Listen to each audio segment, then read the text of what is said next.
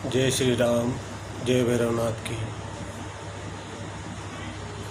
मैं काल भैरव सेना की तरफ से एक छोटा सा कार्यकर्ता प्रदीप इंदौरा धान का। किसी ने सही कहा है, उसकी मर्जी के बिना कुछ नहीं होता।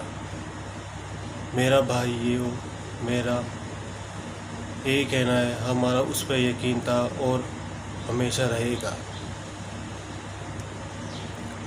हम 1000 साल से गरीब गुलाम बने और गुलामों के गुलामों ने हमें गुलाम बनाया। लुटेरों ने हमें गुलाम बनाया। 70 सालों से पहले आज तक किसी हिंदू ने ये नहीं कहते सुना कि हम गलत ही हिंदू बन गए, गलत हिंदुओं में धारणा पैदा होने लग गई। छोटी छोटी बातों को लेकर लड़ने लग गए। मुझे ऊपर वाले ने ये नहीं दिया, मेरी बात नहीं सुनी, ऊपर वाले को ये करना चाहिए था। मेरा यही कहना है भाइयों, अगर यकीन रखना है तो पूरा कंप्लीट रखो, आधा अधूरा मत रखो। पूरे 1000 साल तक गुलाम रहने के बावजूद भी तरह तरह से हमारे धर्म को समाप्त करने की कोशिश की गई। लेकिन उस दौर में भी ऐसे लोग थे कि पूजा नहीं हो सकती थी, लेकिन उन्होंने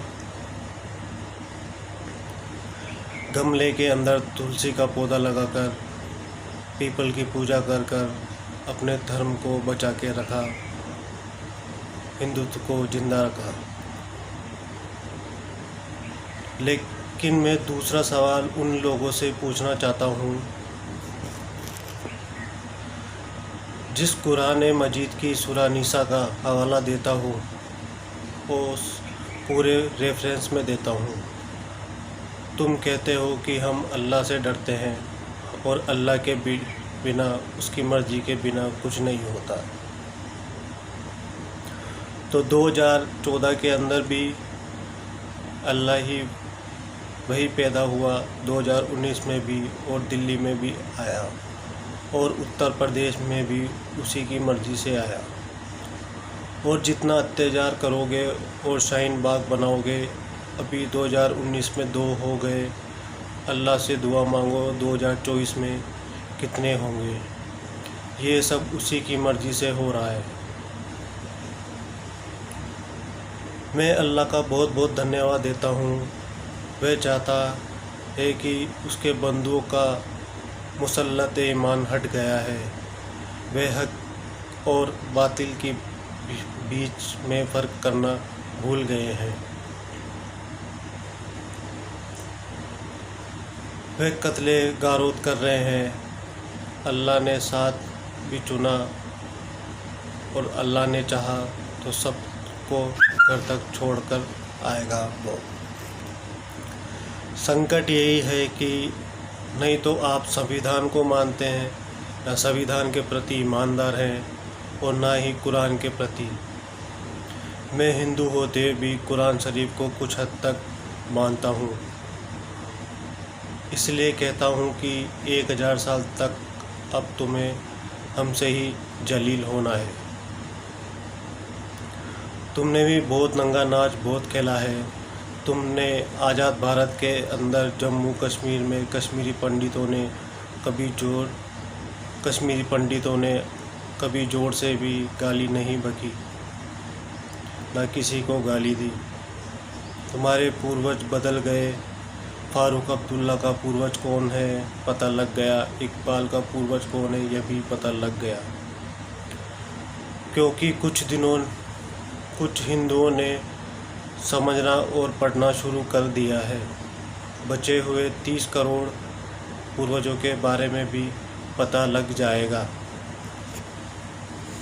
इसलिए कुछ लोग कहते हैं कि हम अपना डेट ऑफ बर्थ सर्टिफिकेट और अपना बाप का नाम नहीं बताएंगे, क्योंकि जो सरकार अगर आपने अपने बाप का नाम बता दिया तो वह अपने पूर्वजों का भी नाम आपको खोज कर बता देगी। जैसे कि 1722 में पता चला कि फारूक अब्दुल्ला के पूर्वज का नाम रघु राम कौल था। ओवैसी का तो आपको मालूम ही होगा, तुलसी राम। कि जो लोग घर वापसी की चिंता कर रहे हैं, घर वापसी करो, मेरा भी उनसे एक मशवरा है। आप उस परंपरा के लोग हैं, आपके पास समय कम है, काम ज़्यादा है, समय कम है कि अपना समय किसी इंडिविजुअल के घर की वापसी के लिए मत करो। तुमने तो ऐसा लीडर चुना है जो कि राष्ट्र की वापसी में लग गया है। अगर ये राष्ट्र वापस होगा तो जो 1947 में जगन्नाथ अपराध हुआ था 370 में वहीं से शुरुआत की है। उसने ये जो 30,000 मंदिर तोड़े हैं मथुरा और काशी में, आप लोगों को पूजा ही गलत तरीके से कर रहे हैं। आपने ये पूछा ही नहीं, शिव की पूजा के सामने एक नंदी होता है और उसका मुख शिव जी के सामने। इसलिए आपकी दुआएं और मन्नतें इसलिए पूरी नहीं हो रही क्योंकि काशी वाले बाबा इसलिए नहीं मान रहे क्योंकि उन्होंने आपको इतना प्रसाद दिया कि उन्हीं लोगों ने उस मंदिर में जहाँ मस्जिद बनी हुई है वहाँ शिव का स्तंभ था, मस्जिद बनाने वालों ने उस स्तंभ को साइड में रख दिया। लेकिन नंदी की शक्ल नहीं बदली, नंदी इधर शिवजी उधर। आप उनके वंशज हैं, शिवजी के सामने नंदी नहीं होगा तो आपकी मन्नत पूरी नहीं होगी। जय श्री राम, जय भैरवनाथ की। कुछ गलती हो तो क्षमा करें। इस वीडियो को अधिक से अधिक लाइक और शेयर करें। धन्यवाद।